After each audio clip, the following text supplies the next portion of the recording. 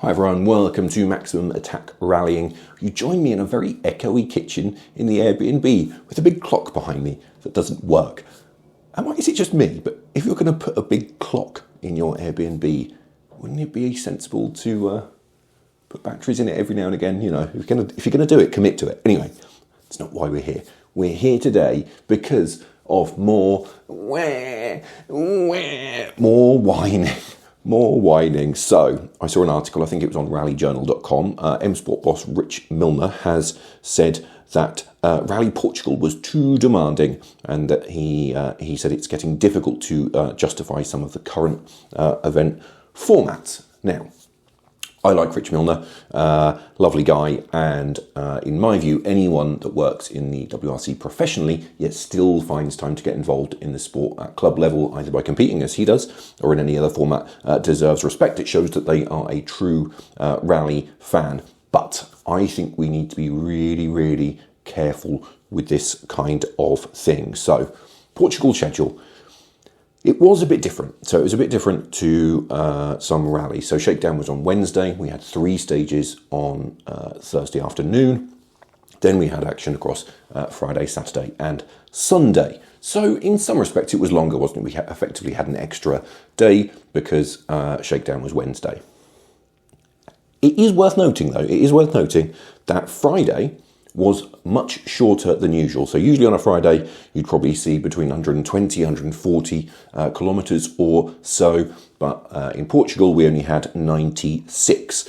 That more than makes up for the 37 kilometres of stages that we had on Thursday. So the overall stage mileage was about the same as usual. It's around 345. Total, including road sections, was 1,875. Again, not particularly outstanding. I think we have to remember that WRC events are already much, much shorter than they used to be, for one thing. And the question that I think this raises is how much shorter can you actually go before the WRC stops being the WRC? You know, ultimately, this sport is not supposed to be easy.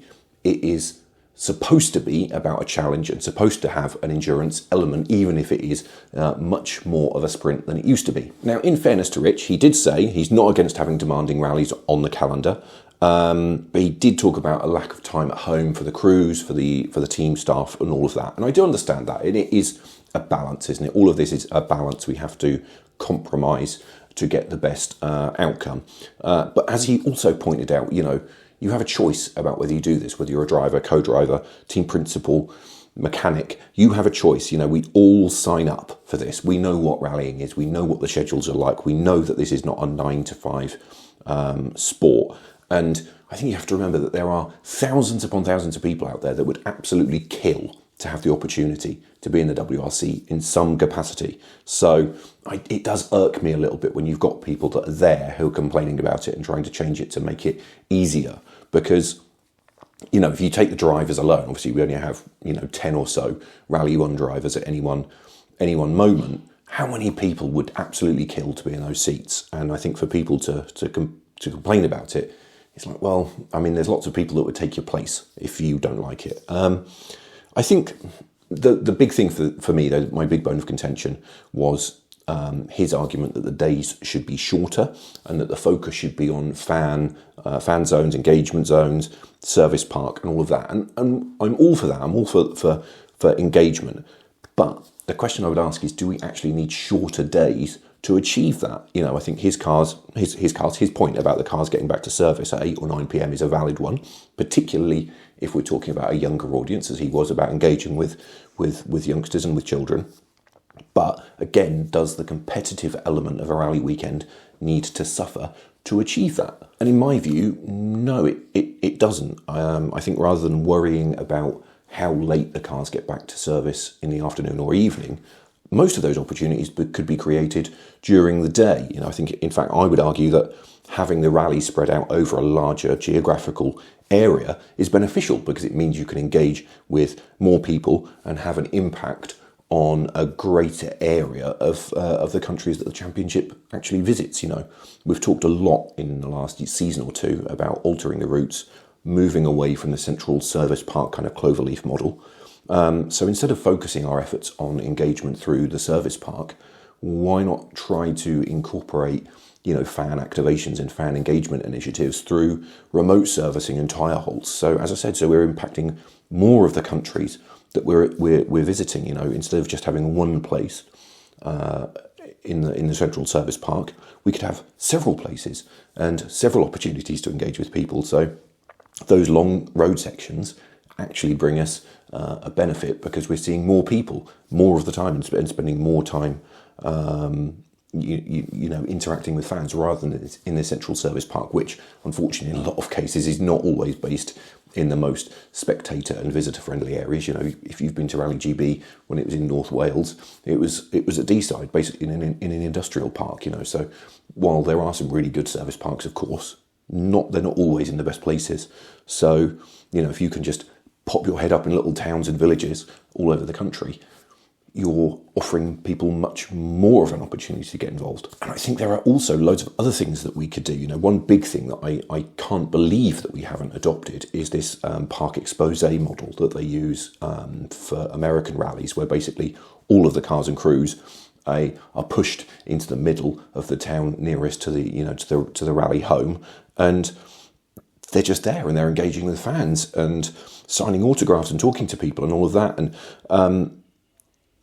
I say this a lot and talk about this a lot. If you want to engage with people, especially children, there is no better way to do that than to allow them to get up close to the cars, have them sit in the car, move the steering wheel, press some of the buttons and all of that stuff. If you want to create rally fans for life, that is how you do it. If you're 4, 5, 6, 10 years old and you get to sit in a WRC car, you will remember that for the rest of your life. And I think, on that note, I would argue that the schedule isn't really the problem here with increasing fan engagement. I would say that the problem is that rallying, particularly the WRC at least, has become more and more closed off. The cars are hidden away behind barriers or in these massive service buildings. I'm looking at you, Hyundai. And that makes it all feel much more distant. And then on top of that, in terms of the crews, we've got these sanitised media zones, which I cannot stand. And then worse than that, when the crews aren't in the cars or they're not in a media zone, they've disappeared because they've run off either to have a break and to eat, or to go and watch freaking onboard video so that they can prepare for the next loop of stages or for the next day. I think if we want to change one thing about the WRC schedule and the way that the events are run, I think we need to find a way to restrict this obsession with watching onboard videos and the amount of time that it's eating up. A lot of the crews have complained about this, and if you want the drivers to have more time to engage with the fans, well, for a start, that is a good thing to try and stop, isn't it? Even while the crews are waiting before the stages, where do we see them? We see them sitting in the car, sitting next to the car, phones out, watching the cars ahead of them on Rally TV. If you want to change something, change that, because instead of watching videos, they could be spending time with fans, actually helping to drive the engagement of the sport, which is what Millener quite rightly wants. It's what we all want.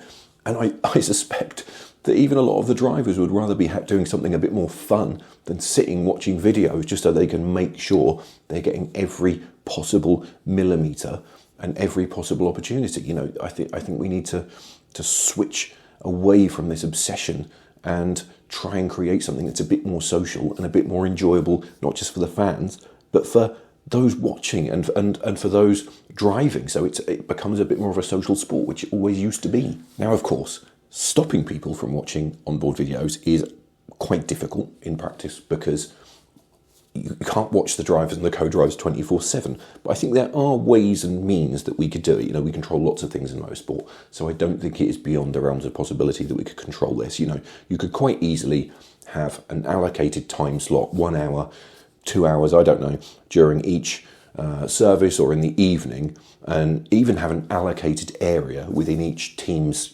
service zone for them to do it. So you could just have a little corner. This is where you can do it. These are the times you can do it. If you look at how we service the cars all pull into their service areas, and the teams aren't allowed to touch them until their allocated service time starts. So you could do the same with the onboard video thing. Of course, stopping them from watching the videos when they're in their hotel rooms is more of a challenge, isn't it? Because you can't spy on them, and we shouldn't expect anyone to spy on them, but it only takes a few spot checks and some stiff penalties to basically eliminate that. You know, if you say that if you get caught watching videos outside of your allocated time, you get excluded from the event, people aren't going to do it, are they? And if you get caught a second time, you get excluded for 3 events. I don't know. You could put penalties in place to reduce the chances of that happening. You know, Millener is absolutely right. We need to find ways to better engage with fans, and particularly to excite a younger audience about rallying in the WRC. But for me, at least, the sporting element can't suffer to facilitate that, because if you erode the sporting side, what are you actually trying to attract people to do? You know, rallying is unique. It's an adventure, it's endurance, it's challenge, it's speed. And the rallies are hardly very long already, are they? You know, we're talking between 320 and 350 stage kilometres per event. If you make them much shorter, you know, what are you left with? You know, you reach a point where you've hardly got any difference between a WRC event and a national event. So you have to maintain that leap from lower levels of the sport to WRC. You know, I totally agree with Rich that we need to do a better job of engaging the fans. We absolutely need to do that. But for me, the rallies themselves aren't the problem. The product isn't the problem. It's all of the other crap that's now sprung up around it, whether it's people watching on boards, whether it's how much we've closed the drivers off from the fans and spectators. It's, you know, the way that we handle the media with these crappy media zones and stuff, so people don't get to see the drivers and to see their personalities. It's the stage end interviews, which have now become really sanitized, and the answers have become really predictable. The questions have become really predictable. So those are the things that we need to change in order to grow engagement with the sport, whether it's on the ground or whether it's how we use social media or how we put the coverage out there, how much coverage is available for free, loads of other stuff that I've talked about in loads of other videos. That's what we need to change, not the events themselves. So that's my view on it. I want to know what you think, though. What do you think? Do you agree with Rich Millener? Do you think he's on the wrong track? If you were going to change one thing about the WRC and how it engages with fans, what would it be? Do let me know in the comments below. While you're there, make sure you hit those like and subscribe buttons too. Other than that, all I will say is thank you for watching, and I will see you again in the next video.